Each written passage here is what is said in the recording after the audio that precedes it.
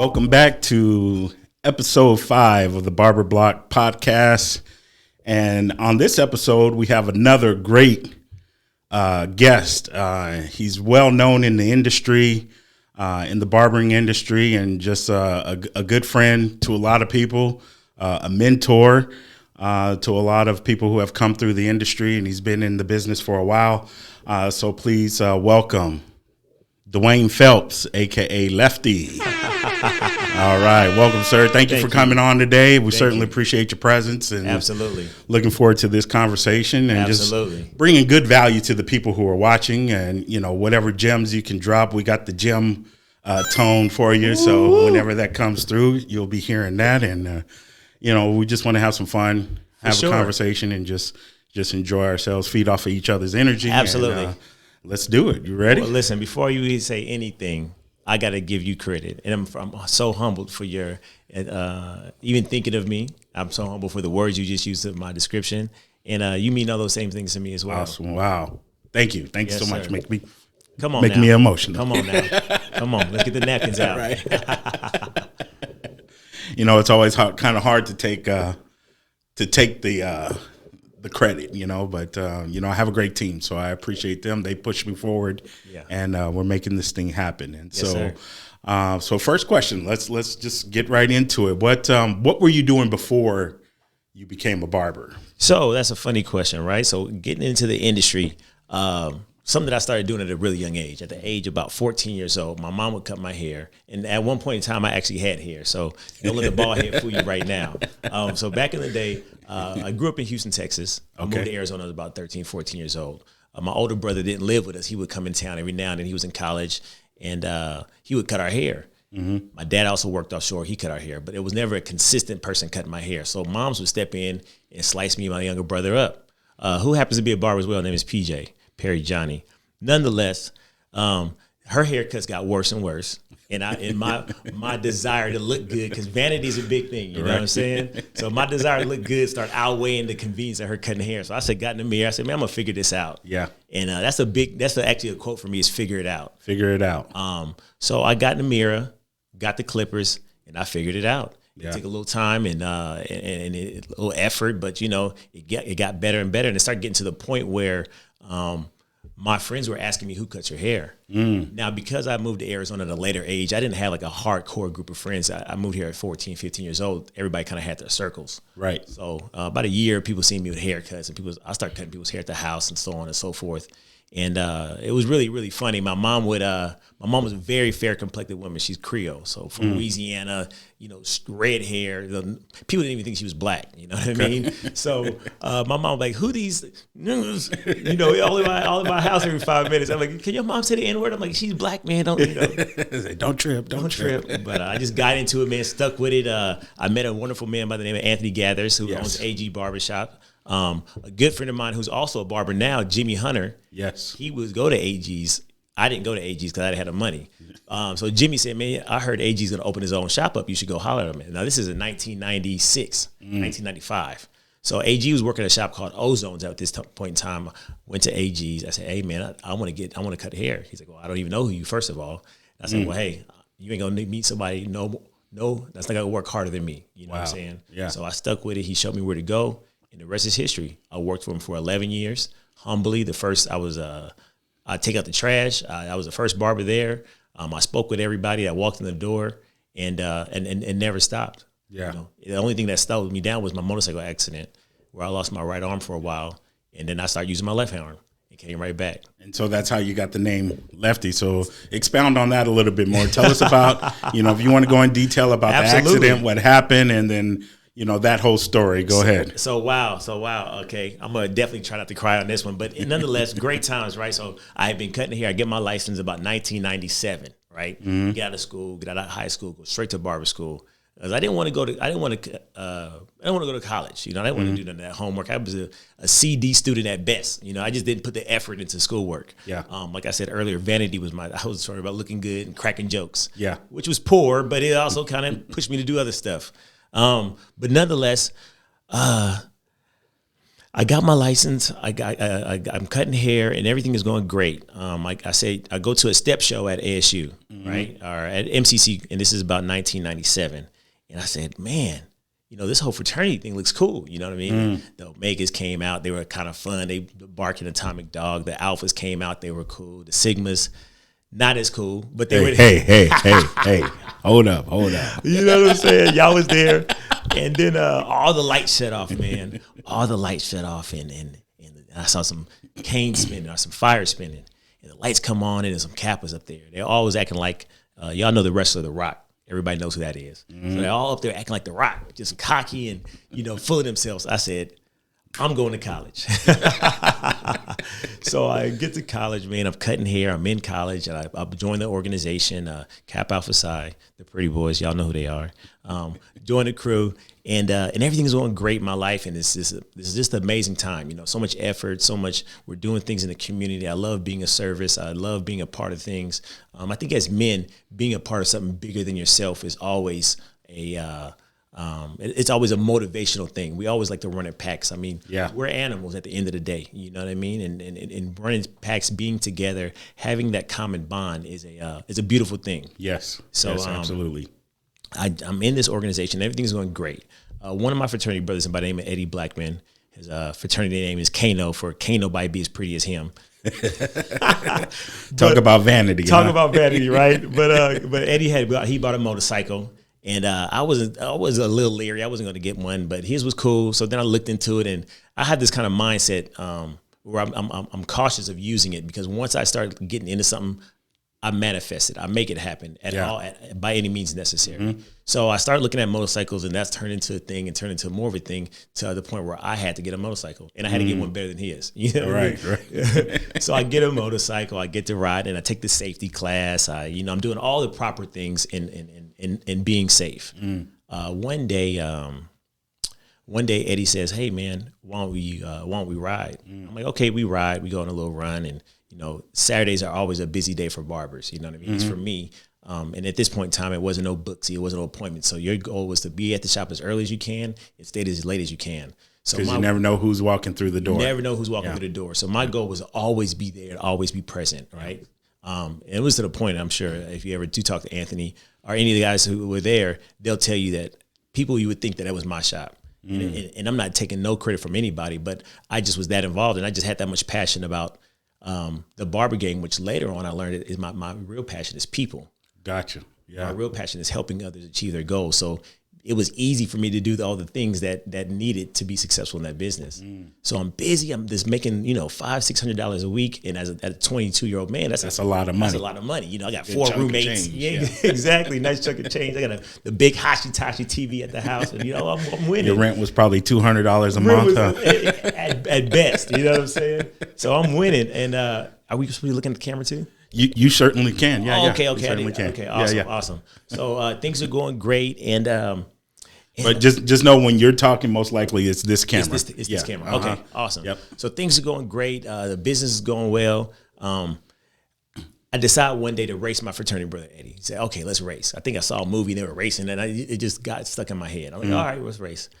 Now, crotch rockets are extremely fast, right? And this was an R1, so it was a R1, 2001 Yamaha R1, and it had my fraternity's colors, which are red and white. And I run out of road. Bikes go like from 0 to 100 in seconds, right? Right. So, right, you got 100. So I look up. I'm thinking I got this long. Yeah, I think I got this long stretch of road, and I don't. Yeah. So I run out of road. I'm like, oh, Lord, here we go. Literally, that's all I had to say, Lord, here we go. So I go down. I don't get unconscious. I'm not knocked out. Fall off the bike. I hit a sign under my right arm. And I'm laying there, and my fraternity brother runs up to me, and, man, are you okay? You okay? I'm like, I think I am. I move around. I pray. I said, Lord, please, whatever you have for me, I'm at your will. And I move around and my back, and I move my legs, and I said, oh, thank you, Jesus. I'm not paralyzed, But then I go to get up, and I couldn't feel my right arm. So I said, well, I never had been involved with anything like that, any kind of accident. So I said, oh, maybe I just broke it, right? Now, we had a fraternity, we had a party that evening. And I was supposed to be there. Of course, we've been promoting it, and we ended up having to go to the hospital.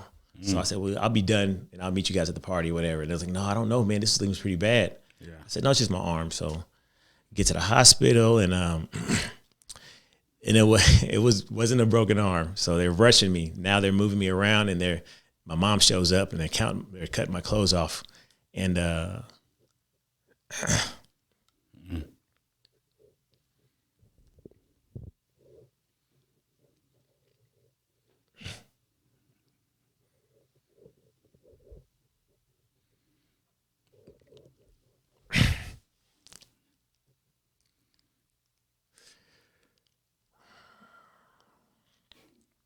and I woke up the next day, and I couldn't use my arm. I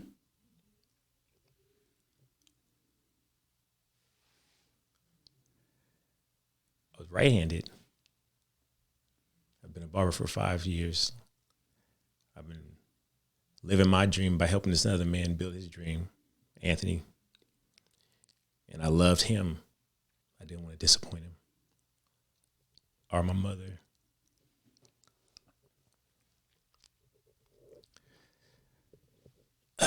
So I said, I'm at your will, God. Whatever you have me do, I'm ready to do it. And at that moment, I picked myself up. Of course, I was in the hospital for a week. They told me I'd never use my arm again. And I had to sell everything. I had to move at home. My mom, it's her birthday was the other day, so I think it's hitting low. Yeah.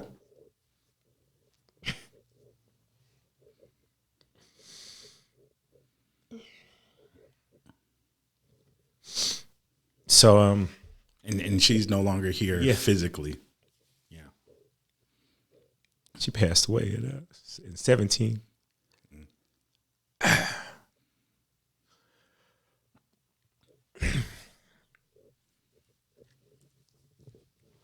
So, yeah, my mom was a resilient woman, and she didn't play. And she didn't play about life. She didn't play about nothing. And I moved back in with her. She said, "You gonna get through this? You gonna be all right." So probably about a month or two, I didn't do anything. You know, I had to go through all the pain meds and all that stuff.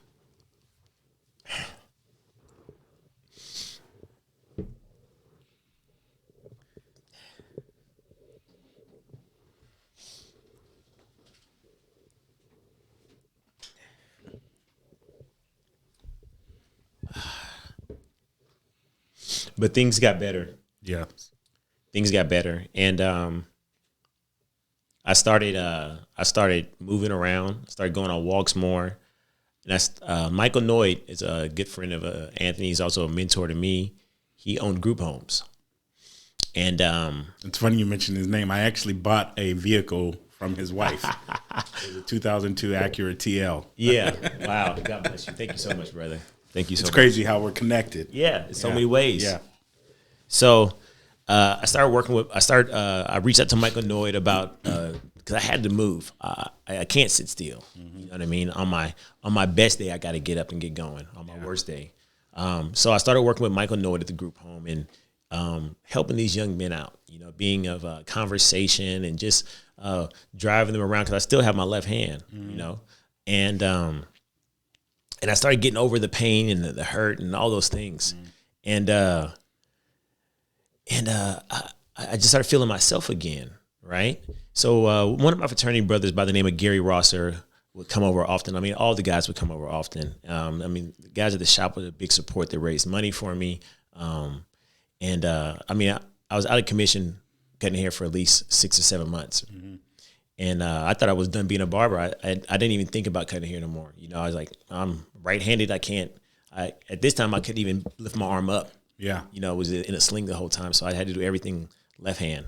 But one of my fraternity brothers by the name of Gary Rosser, he would come stop by once a month, and a very successful guy. So just him taking a time out meant a lot to me. Yeah. So one day he came by and he said he needed a haircut. And he said, well, hey, man, you going to cut my hair today with your left hand? I said, no, man. I'm working the group home now. I'm at peace with what I'm at. And I'm right-handed. You know what I mean? He's like, nah, man, you can do it. He said, I seen you do everything. While I was pledging, I had married this girl who I thought was pregnant. So pretty much I divorced her because I found out she wasn't pregnant. And I'm pledging. So I'm getting beat up every night. And I'm homeless. And my fraternity brother's like, wait a minute. The guy's pledging me. He was like, wait, are you actually, like, you going through a divorce right now? Like, yeah. She told me she wasn't pregnant. I only married her because she was. I said, all right, okay, well, now still go do this, and that, But going through those trials and tribulations in those tough situations helped me get through them. Yeah. Even though I was going through this breakup, I was going through this intake process, which was 8-9 weeks of intense learning, poems, information. Right. All kind of crazy stuff. Right. So anyway, I said, you know what? Okay, I'll cut your hair with my left hand. Let's see how it does. See how it works out. So I'll figure it out. So I grabbed my clippers and I put a guard on there, and I had to move stuff a little different because I do like clipper over comb techniques the way I cut hair. And it came out all right. So I said, wow, this is, I didn't see this one coming.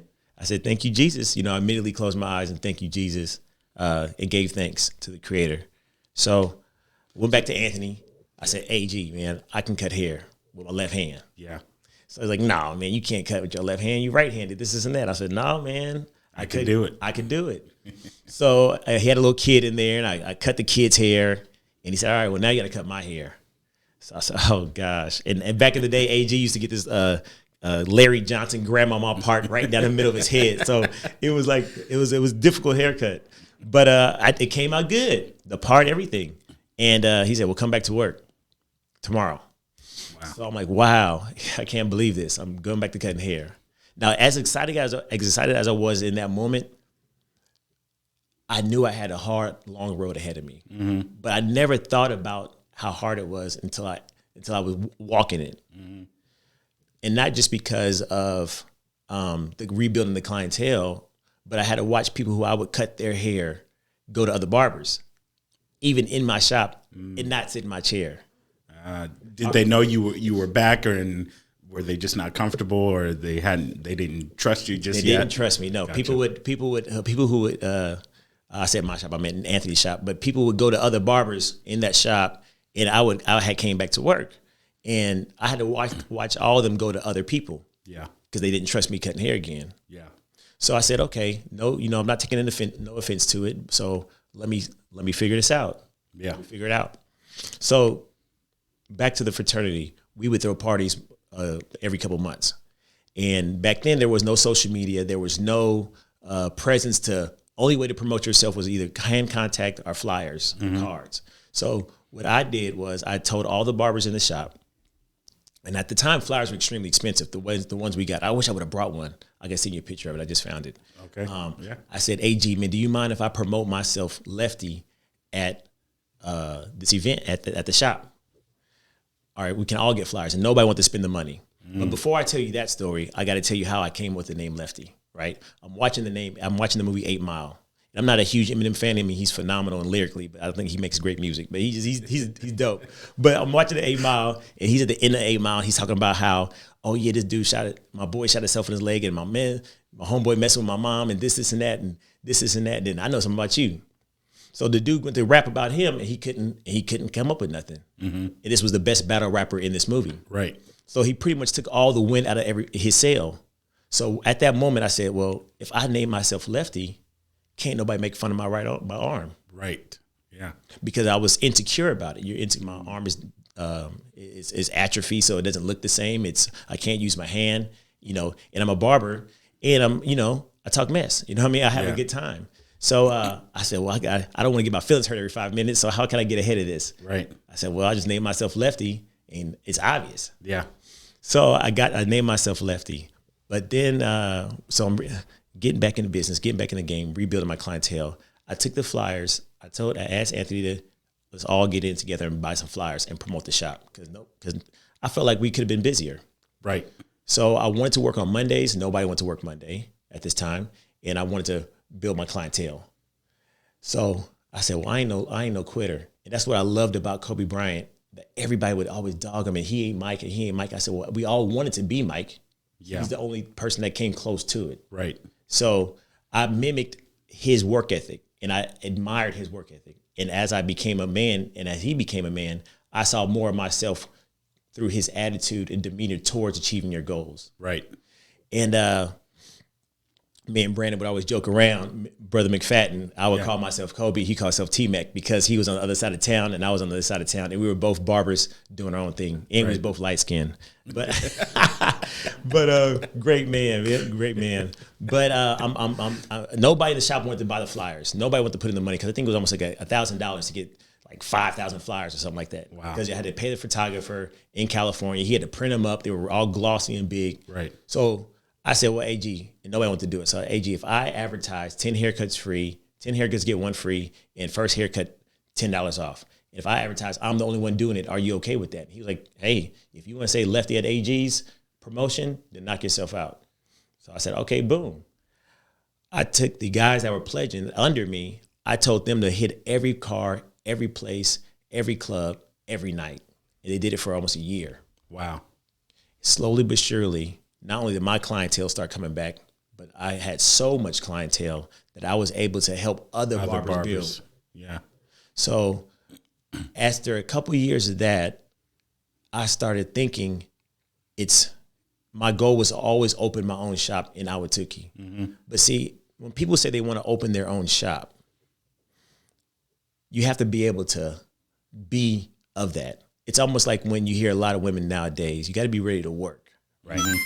You got to be ready to do the things that nobody wants to do so you can have what nobody else has. Right. I'm going to say it one more time. You have to do what others don't do so you can have what others can't have. Right. So I'm promoting and I'm building. And I'm looking at other people. I'm like, wow, I helped this guy. This guy's making $1,000 a week now. This guy's making $1,000 a week now. I'm literally putting people in his chair. I'm stopping my haircuts, helping other barbers cut hair. I said, well, I think I've literally proved it to myself that I'm in this position of management. I'm in a position. I know how to do this. And even though I was fearful, I was confident. Right. So it was 2008 and my accident was in 2002. So it took me about a year, about 5 or 6 years to get back up, get my mojo going and get the word back up. And so at that point, how old were you in 2008? 2008? Well, I mean, what we at?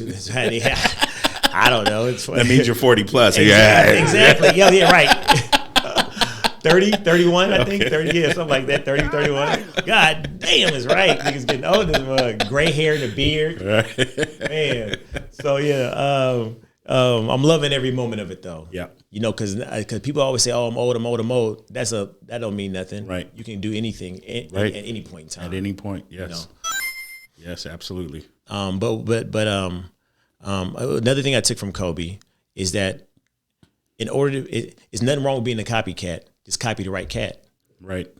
And he mimicked the best basketball player we've ever seen. Mm-hmm. LeBron only comes, in my opinion, he's a third close to Mike and Kobe, a distant third. Because what they did within the game is like watching an artist draw to me. So I took all that. I'll be waiting to see what people say in the comments. I mean, everybody's opinions is like, everybody got one. Yeah, everybody got an opinion. You know what I mean? But I took those same things, and LeBron is phenomenal. I'm just talking barbershop talk. But I took all those things and put them in a bag. And during this time, I was with an amazing young woman who I went on to marry. Her father said, he sat me down one day. I think we were at dinner, and about a couple guys came up to me and had recognized me. And his father, her name was William Story, rest in peace. He had saw how people knew me. Of course, social media was a thing, but it wasn't a thing. So people just knew me as my name and working at the shop and how long I had been a barber, and then of course my story. So he said, well, he said, son, he took me and his other son out, his real son, Jason Story, and went to my favorite restaurant called Papados. Mm-hmm. And he sat me down and he said, it's time for you to open a shop. Wow. And I said, well, I thank you so much, Pops. But I don't know. I'm not ready for that. The market's crazy, and the housing market shut down, and we were kind of in a rough spot in 2008. He said, "No, it's your time." He said, "This is the time you strike when things are rough. Right. That's when greatness is made." Yep. So his confidence in me and my knowledge and what I feel like I proved to myself, I said, "Okay, it's time." So again, my ex-wife, an amazing woman, mother of my 3 children, Jennifer Story, she did a ton of work looking around, finding places, and we found a location that was a fantastic Sam's that went out of business. Mm-hmm. And we presented a what do you call that, contract or whatever, and we took it over. It was a fantastic Sam's. Literally, there had to be no work real done other than painting it and putting up some TVs. Yeah. And in 2008, that's what we did. Jimmy, it was move-in ready. It was move-in ready. That's a good place, a good spot to be in, because that's less money out of your pocket. Less money, especially when it comes to plumbing. Plumbing is that's ridiculous. Huge in this industry. Yeah, you're exactly right. Yeah. So turnkey situation. I get in there. My good friend Jimmy Hunter. Yep. He gets out of school right around the same time I opened up. Yeah. So he comes right in there with me. My brother worked there for a while, but family and work together family and work don't always go together. Right. But Jimmy and I just did a great job. He supported. I helped him. He helped me, and I'm not sure where I would be if it worked for Jimmy. Mm-hmm. Later on, another gentleman who still works with me to this day, Damon's Lot. Yes. He stepped in and from Oakland, a lot rougher around the edges than what I'm used to, but his tenacity, his work ethic, and his support was something that I found so attractive, so like enticing, because he just wasn't a quitter. Right. And I didn't know him from anywhere. Right. Yeah. But we both had a huge love for E40. I'm a big E40 fan. You know what I'm saying? I'm trying to think of some of the quote from E40. Craps, blackjack, and Keno. Dry sideways hit Reno. But huge E40 fan, man. So me and Damon just always vibed. I loved Oakland, even though I'd never been, and we just kept growing. So after the consistency of building a good shop and taking all the things that I had learned from the fraternity, all the things I learned from working in corporate America, all the things I learned from working with AG, I just put them all in there. We had Wi-Fi, we had flat screens, all the little stuff I wanted to fix at AG's. Yeah. I just did on my own when I opened my own place. Right. So we just kept building. People kept coming. People kept wanting to be a part of the shop. People wanted to be there. I just thought that was a great location. I thought Ahwatukee was a great cornerstone for the East Valley. Yeah. And things just grew. Yeah. I had a guy working with me by the name of Troy Cuthbert. His name is T Breezy, I think his social media name, or just Troy. I'm not sure what he goes by now. But great guy. I love him to death. He would play his music really loud. We have loud arguments. So I had Quiznos on one side of me, and on the other side I had a trophy shop. Mm-hmm. The trophy shop with this old couple from England, they were a lot more conservative. So our loud arguments weren't necessarily like in tight. They hated it. You know what I mean? Right. So one day, the property manager calls me while I'm at LA Fitness. It was where on 40th and Chandler Boulevard. The old location was on 48th Street and Warner. So just 2 streets up on 48th Street. The old manager, the property manager calls me like sunning me, you know what I mean? And he's an old white guy, so I definitely felt the racial tension there, you know what I mean? Like, turn that damn music down. I'm like, y'all stop arguing. I'm like, hey, I just paid my rent, But I said, okay, we got the phone, and I called my ex-wife, now ex-wife, and I said, hey man, I can't believe this guy called me. I'm talking all, hype, I'm a passionate speaker, so when I talk, I walk, I got to move around, especially when I'm angry. So I ended up coming in front of this building. It was open. It was huge. It was like this big high ceilings. It was, it just was an open space. Yeah. And I stepped back and I looked at it. I said, wow, Lord, wouldn't this be something? Yeah. Wouldn't this be a dope shop? I mean, literally, you could fit 20 chairs in here. Right. And how many chairs did you have in the first shop? The first shop, it was about 800 square feet, maybe 900. So about 7 chairs, maybe 8 chairs. So I always wanted a bigger vision. I always wanted to have unisex. I always wanted everybody to be involved because I believe in the more the merrier. Mm-hmm. You know what I mean? And the bigger the better. So I said, well, Lord, if this is what you see fit for me, you're gonna make this happen. Make it happen. Yeah. So I looked down. I said a prayer. I looked up. And I said, well, I just put my hand on the door, and the door opened up. Like it was an unopened building. So I said, well, let's figure this out. There it is. Let's figure it out. Yeah. Yeah. So that was in 2011, and I had been open already for 3 years at the other location. Right. So here together now 14 years. Wow. That's amazing. And the shop now where you're at now, it is a huge space. How many chairs are in there now? So now we got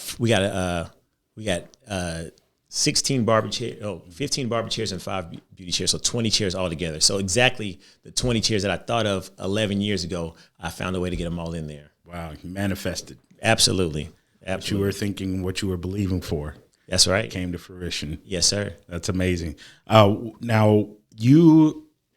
I don't know if you know this, I'm sure you do, but being in the supply business and dealing with the public, we get a lot of customers coming into the shop, into the store. And so a lot of times your shop is mentioned. I don't know if you know that, but even other barbers, they're like, oh man, nobody's doing it like Lefty. Nobody's doing it, And so there's a lot of people who look up to you, or, whether you know it or not. And you are like the standard, you know what I mean? And so they're measuring themselves against you. And so, when you hear that, how does that make you feel? What do you think? Well, all glory to God, right? All glory to the Creator for giving us and putting me in the position to have these things. And it's not by any way other than manifestation, by being resilient, by always being solution orientated. And I attribute that to my upbringing, growing up, and the obstacles that God put me through as a child, to be able to take certain things. And it feels amazing to have that. It feels earned. And I only hope that anything that I've gone through, I can pass on to someone else, and they can use my mess as my message. And I think that that mindset has helped me become where we are at this moment. Right. So your mess is your message, huh? Okay. Absolutely. So what since you've been where you are now, what have been the struggles? What obstacles have you had to overcome? Even though you've been steady in the same place for quite some time, what were some of the challenges that you went through being, the owner, and going, turnover and things like that, or even personal things you would like to share? This episode is brought to you by Leonetti's Barber Supply. We've been in the barber supply business since 1968, helping barbers deliver their best haircuts. We're located at 1633 East McDowell Road, Phoenix, Arizona, 85006. We've got everything you need. We've got your clippers, we've got your trimmers, we've got your disinfectants, everything you need to help you deliver your best haircut. Now let's get back to this episode. I'd like to share. So for the business aspect of it, I have a open heart, right? I'm a big-hearted person, which kind of bites me in the butt, right? So I give so much, I give. So I've lost a lot of friends in this industry.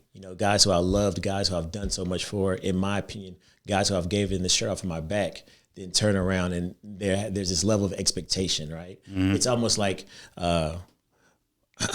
I would say it's like when you finally develop your standard, or you finally put your boundaries up, then they're mad they're not taking advantage of you anymore. Or they're mad that you're not just giving them without them having to compromise and sacrifice, which I'm learning that, we use this word narcissism, right? Mm-hmm. They're just spoiled. Mm-hmm. Just a lack of good parenting. You know what I mean? And understanding that life comes with compromise. You got to give up, and you got to be accountable. So those were some of the business aspects of, I don't regret anything with anybody. I think that everybody who I ever worked with and worked for, I wish them nothing but love and peace. But those are some of the biggest drawbacks. And, just learning about money, getting better with money management, some personal pains, relationships. I've always been the best in that regard. Mm-hmm. Using, maybe the notoriety and feeling myself too much and developing outside relationships with, old childhood habits, like infidelity, right? Mm-hmm. That's a habit and a way of life for young black men. I mean, not young black men, just men, period, right? Yeah. We're so lustful, and it's if we don't have the discipline as a father, somebody teaching us that discipline, we'll develop the habit of having multiple women, Mm-hmm. That's something that I struggled with, and then led to a child outside of my marriage. Mm-hmm. Right. So in 2000 and I don't know, 7-8 years ago. Let's just say that. I can't even think of it. 2015, right? My wife has a son, and then right as my wife has a son, I was messing with another girl, another woman, great woman as well, hardworking, very beautiful, very smart, and we had a son. So I had to go back and tell my wife that, hey, I think we got somebody else coming to dinner. So yeah, how did that work out? So yeah, so that right didn't go. It didn't. We struggled in the beginning, but we end up having a good understanding, right, and some boundaries. And I didn't do the best job on sticking to those boundaries. You know, I wanted him around all the time because, in my opinion, these are all my children. Even though he was a reflection of a situation that I wasn't proud of, right? And God sure is funny. So my youngest son was born on my now ex-wife's birthday. So they had the exact same birthday. Is that Jesus? That's crazy. God have a sense of humor or what? Like, I got you. Yeah, I got you. So he told me to figure it out, right? Right, figure it out. So I'm doing all these things and I'm juggling the stuff with work and trying to be a better husband, and all this stuff comes up to play, but not so much, because now I'm dealing with this stress and that I know I caused this woman so much pain. She stayed with me. So now she's getting kind of uncomfortable when I bring my son around, and that was painful for me to witness this beautiful, amazing woman upset at me and then an innocent young boy. So that led to me drinking more, and I never really shook that old Dwayne, that old Lefty, my fraternity name is Showcase. I never shook that old Showcase where I would take that, go have a bar, go to the bar, have a drink, have a couple of drinks, meet people, sometimes meet girls, and maintain those relationships instead of just maturing out of that mode into my life, even as an adult. I got a DUI years ago, and thankfully I got bumped down to a reckless driving, and then I got another one. And then when my mom passed away, I wrecked my motorcycle. I was drunk. I was using alcohol. I'm sorry. I was allowing myself to look at my emotions, to lean on alcohol. I'm not going to blame alcohol. I'm going to blame myself and my view of my own emotions that pushed me to keep those poor habits up. Yeah. So those things continue to happen, and I continue to fall short, right? So one night after my mom passed away in 2017, I wrecked my motorcycle, and I still rode motorcycles, right? Even with my arm, and I woke up in the hospital, and I just broke my ankle, so it wasn't nothing too major, and I had no idea what was going on. So then COVID comes in 2020, and all the shops got shut down. So of course, what do? We're in a barbershop eating and drinking, right? Yep. Get a DUI. Finds out that in 2017 I had a DUI that I didn't know about. So they ran them together. And all the time, I'm not telling anybody about any of this, right. Not even my wife. Yeah. So she has no idea that I'm dealing with another DUI charge after the other ones that I went through. And I'm facing real jail time, not like no months or no weeks. I'm facing years. So I don't want to tell anybody because, for one, I'm putting the good energy out there. I'm praying on it. I'm saying, Lord, please, you got me. You always do. Yeah. You know what I need. Yeah. So comes to it, the first plea was 4 years or 3 years. Not even a plea, but the first whatever was 4 years. And I was like, no, can't do that. So I go hire an attorney. I pay like all this money, get this attorney. He gets a bump down. It's like 1.5 years, 2 years. So I'm like, Lord, he's just stretching it out. Like months are going by, almost a year goes by. So I'm like, wow, maybe some miracle's going to happen and COVID, and I'm not going to have to go or something like this. So I'm still not telling my wife because I didn't want to hurt her again. I hurt her so much with that child, other infidelity. I just wouldn't grow up from old habits, So the Lord knew what I needed. And the final sentence was 10 months in prison. 10 months. 10 months in prison. So I go through that whole thing. Here I am, this accomplished person who I'm proud of, but on the inside, I'm making poor child decisions with lack of discipline, and I said, God, really, I got 4 children all under the age of 12, they're not going to see their brother. I said, well, Lord, you know what I need to continue to be a better man. So if this is your path for me, then I'm ready to walk it. So at the time I was, my wife divorces me because she finds out I didn't tell her anything. I go to prison. So that may have made the situation absolutely even worse. It made it even worse. And you're walking through this by yourself. I'm walking through this by myself. And she could have been there as a partner for you, or maybe that was, she could have called it quits. Yep. Then, but you didn't give her the opportunity. I didn't even give her the opportunity. Yeah. I took that away from her with I say it was about her, but ultimately it was about my embarrassment. It was about, I didn't want to disappoint her, but that was something that it was just real. Yeah. And me not dealing with my own emotions, me not looking at my own self and holding my own self accountable led me to those things. I should have been fair to any and everybody and my closest loved ones and let them know what was going on with me. But I didn't. Yeah. But nonetheless, along that journey, I said, Lord, you got me here. You got me around all these people who, are different from, some people were more accomplished than me, actually, but just the different environment. Yeah. I'm wearing orange every day. I'm not eating the food I want to eat. It just was, it was a whole different environment. But I went in there, drinking almost every day, dealing with the pain that I knew I had to deal with from the DUI, dealing with the pain of hurting this woman. And then, some poor choices I might've made in business. I mean, I'm just dealing with all these pains. And I said, you gave me a break. You put me here away from everything for a reason. And God damn it, I'm not going to disappoint you. So when I got in there, I read the Bible. I read the Bible every day, and I still do. Yeah. I read 25 books in that 10 months, and I worked out like a motherfucker. Yeah. I went there at 280 pounds. I said, you know what? This is not me. This is my body right now is only a product of my poor choices. Right. My poor choices is only a product of my mindset. And my mindset at that moment was a product of my childhood. I could no longer carry that pain around. So I had to I found an amazing podcast called School of Greatness by Lewis House. And he was interviewing a gentleman. I can't remember the gentleman's name, but he said, you got to go back and give your 8-year-old self a hug. Let him know that he's loved, he's enough, and he matters. And I had to dig deep. And it's not easy. Right. It's not easy waking up and just doing push-ups. It's not easy just waking up. It's not easy looking at yourself and saying these things. Yeah.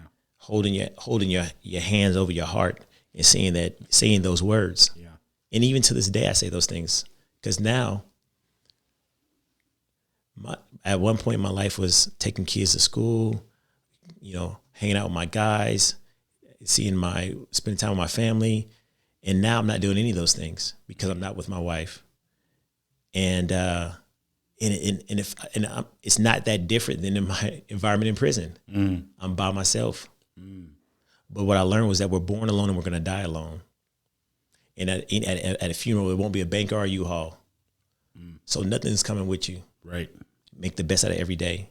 Yeah. So every day when I was in that prison, I was reading, I was listening to these podcasts, and I stayed away from certain conversations. My addiction to sex, my addiction to flesh, my addiction to women, I didn't masturbate. I didn't look at no magazines. I said, I'm not going to be the same Dwayne anymore. I'm not going to allow those childhood things, those boyish behaviors to depict and control my life. And don't get me wrong, I still love a beautiful woman, thick as frozen peanut butter. You know what I'm saying? Y'all know who y'all are. If you get someone on the show, I'm single now, goddammit. But nonetheless, I had to develop a better relationship with myself and a better relationship with my emotions. And that changed my whole life around. Yeah. Understanding, some people believe in the Bible, some people don't. And I'm definitely not here to tell anybody that who is and who isn't.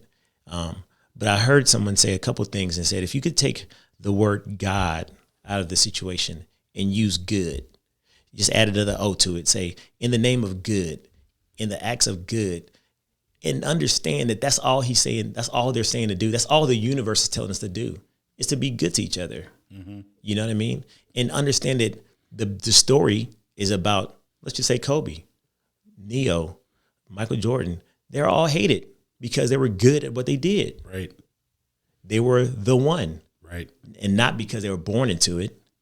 They chose to work every day and make the conscious sacrifice. And that's what I got from reading Jesus. Did he make the water split? Probably not. That was a metaphor. But he believed so much that he can help these people. He believed so much it seemed like the water turned from water to wine. Water to wine. And that's what life is about, believing that much. So I took all that stuff. I worked out every day, man. I ate healthy. I stopped eating bread in there. I was a barber in there, and I would cut all races' hair, which race is a big thing. Yeah. You know, me being multicultural, I mean, both my parents are black, but still have a multicultural background. Yeah. Right? My grandmother was a white woman, and growing up in Houston, the dark-skinned guys didn't like me, and I wasn't white. So I was kind of, you know, I had to get a sharp tongue because I'm always cracking jokes. So everybody was mad at me. I got that from my mama too. Yeah. But in prison, you know, I was cool with everybody, and I would cut everybody's hair. So the black people get mad at me because I was cutting the Mexicans, and the Mexicans, it's all Mexican. So we're in Mexico. So I'm cool with everybody. But it ended up balancing all out. But I didn't have to buy commissary much because everybody would pay me. But I took all the pay that they paid me in their treats and traded in for protein treats. You know what I mean? I didn't eat much sweets except I have some on the weekend. And that's the same way I live now. You know, drink more water. Now I have better, healthier treats, you know, but I just cut out. I started doing oatmeal. And every time I would move, every phase I would get to, God would bring another person around me to help me get better. So example, when I first get there, I was in Phoenix West. And a cat's out there was lifting weights. I can't remember the brother's name, but he's lifting weights. And I've never really been a weight lifter. But that's what they was doing. They call it getting money, right? Working out was called getting money. Okay. So I said, man, what y'all doing today? You know, and the black people really didn't. Because I speak proper, you know, and I got all my teeth, you know what I'm saying?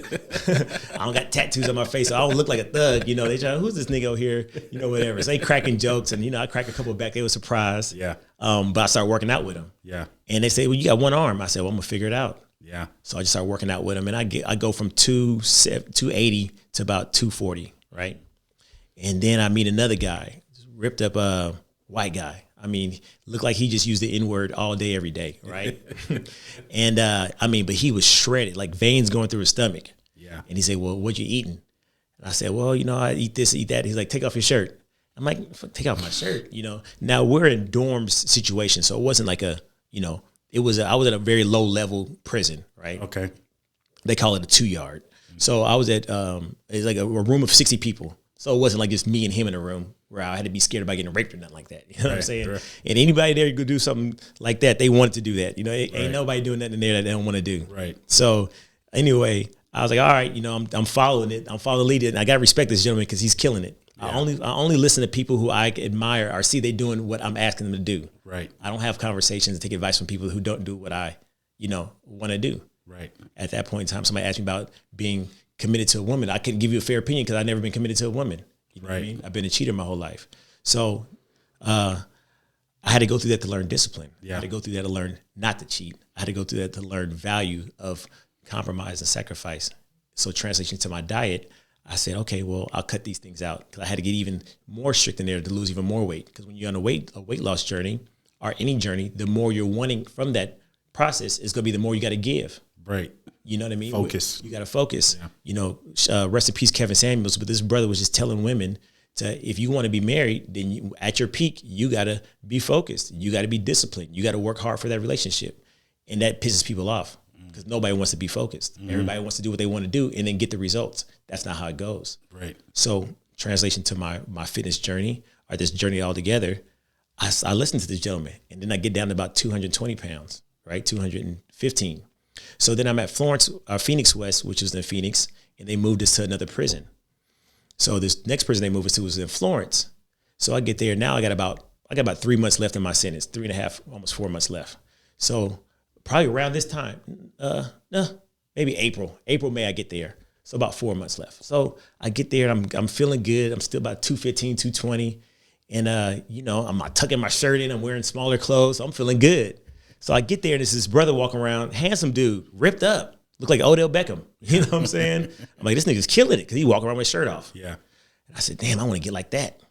So I'm in the way they call you for dinner, for chow, they call everybody up military style and everybody got to wait in line. Mm-hmm. So I'm waiting in this long line. It's my first day there. They woke us up at about 4:00 in the morning to move us to this new facility. So I get there now. It's around, get all settled in, my little box and everything. And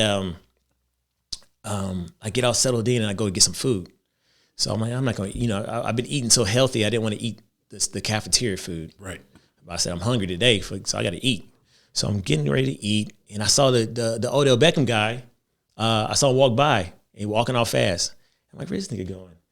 Okay, I'm gonna give him food. So I'm in this line. It's about April or May. It's hot as fish grease outside, sweating. Yeah. You know what I'm saying? Just waiting in line, sweat dripping down my back. My whole nervousness, I've always struggled with being nervous in certain situations. That's completely gone. I haven't been nervous since I've been home. I haven't been upset since I've been home either. Right. I take life for what it is. I put my best foot forward, and I appreciate everything. I'm so focused on accountability and gratitude that I don't have no reason to be nervous.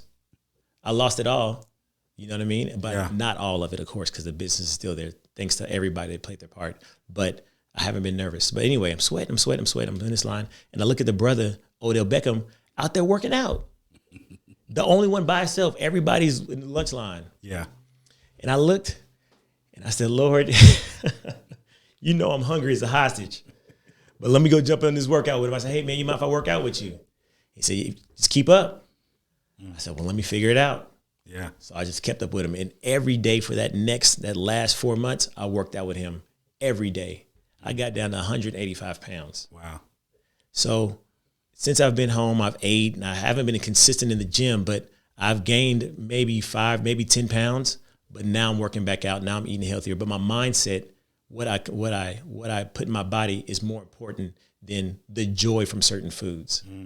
You know what I mean? Because we lean on foods, we lean on drinks as a joyous or a treat. Right. Celebration, right? And then those become a habit. Yeah. But no different than cheating on your spouse. No different than, or even as a single man, juggling a bunch of relationships, not giving no real commitment to no one person. We owe our bodies a real commitment. You know, we owe our souls a real commitment. That's where the Bible comes in. And those commitments only give you a fruitful life. So when you apply those things to everything, you're going to have success. Yep. You're going to be at peace. You're going to be fit. You're going to feel good. So, you know, I'm thankful for that journey. Even though I got there in November, my wife sends me the divorce papers, or starts the process, and my ex-wife. So sends me starts the divorce process, and I want to say November, December, February, maybe March. My divorce gets finalized on the 22nd of September. I got released on the 29th. 1 week later. Huh? 1 week later, I come out a free man for real, right? But no, nonetheless, the journey was the journey, and now we are rebuilding the shop with a better mindset, with a more clear perspective, with a more understanding, being of service view of everything. So as we continue to grow, as I continue on this path, whichever it takes me, I'm at peace with it. I'm thankful for it, and I want to be of service. So if anybody needs anything of me, include mainly yourself, this gentleman here, the people listening, I'm a phone call away. That's awesome, man. I certainly appreciate your words of wisdom, man. And you've got a great story to tell. And so, you know, when is the book coming out? I know it's coming. It's got to be coming. We got to work on a book. I got to work on a book. I mean, golly, everything I've gone through, everything and everything we're going through, I want to be of service. And the biggest way for me to be of service is, like I said earlier, use my mess as my message to help other people that they don't have to go down these paths. Or if they are on this path and this journey, they can stop looking at porn, stop doing this, stop doing that. Because those little things make you do more things. Because that little thing becomes not enough. And now you got to do more and more and more to satisfy that urge, that craving. That craving. Yeah. And this is not just in a sexual way, but this is just in every everything, way, in every way. Yeah. Yeah, well, what can we expect next? I know recently you had an event at your shop. Any more events? Anything coming up? So yeah, we had a shout out to AZ Expo. Shout out to Keep 'em Sharp. Shout out to Leonetti's. And before I say anything else, I'm so proud of. I'm so proud of you, brother. Thank you. For you to come in and I mean, I've been in the barber industry for 25 years. Mm-hmm. I didn't know you from nowhere. Mm-hmm. You jumped on a service that was kind of around, but you jumped in and made it your service. Yeah. You know, and for you to do that in this state, it means a lot, and it says a lot about your tenacity, your work ethic, and how you view life and view others. And my energy, your energy and my energy had always connected just because I think we're on the same frequency. Yes, absolutely. Yeah, I was there faithfully every week. Absolutely. Sometimes twice, three times a week. That's right. That's right. Right up until the pandemic hit, and then after that, life changed. The scam-demic. The scam. Wasn't nothing wrong with nobody. Y'all just got the flu. Take some Theraflu. How's all the toilet paper going? But Theraflu and the NyQuil and the vitamin C's on the still aisle. Available. Yeah, still available. Come on, man. Learn how to take care of yourself, man. But no, it was real. And sorry for anybody who might have lost anybody with that. Yeah. But no, we're definitely working on the book. Definitely going to do more functions. Yeah. We got a little bit more notoriety in that regard now. So, battles, any kind of thing like that in this industry, I definitely love to be a part of. But connecting with you, man, and whatever you need. I want to get into all kind of different things. I want to get into vending machines. I want to get heavy into Turo. I got a Jeep on Turo right now. Bree Bucks is somebody you definitely want to talk to because she's doing phenomenal things. Yep, I know Bree. Yes, Bree's awesome. Yep. So yeah, just being there and continue to learn whatever. I don't know what's coming next. Okay, but I'm at peace and I'm open and I'm willing to do anything and everything to help. If I help enough people achieve my goals, I've achieved mine. Yes, absolutely. Well, we certainly appreciate you stopping by today and taking the time out to drop those gems and, man, telling your story that is so powerful and that, hopefully that was valuable to the viewers, definitely valuable to me. I'm sitting over here shedding tears and like, man, getting emotional and all of that good stuff. And, I just appreciate you. I look up to you. I admire you for everything that you've gone through, and to be open and honest and be transparent about it, because a lot of people will not share their story, no matter what they've been through, they won't share it. So I appreciate that about you, because once you start sharing your story, it's something that they no longer can hold it against you over your head, because everybody knows it's not a secret. Yep. Right. So now you're free of that. Absolutely. Right. Whereas where you keep it in, that's you're harboring that in. It becomes a stronghold. That's right. You're holding it on and you can't move forward. Absolutely. So I appreciate that about you, regardless of how bad it got, whatever it was, bad decisions, you were open and honest about it, and you're learning from it and you're moving forward. Yes, so I appreciate that about you. And, thank you all for tuning in for this episode of the Barber Block. And we look forward to seeing you again at the next episode coming up, episode number 6, coming around the corner here. Blessings. Nothing but blessings, man. Nothing but blessings. All right. Peace out. Holla.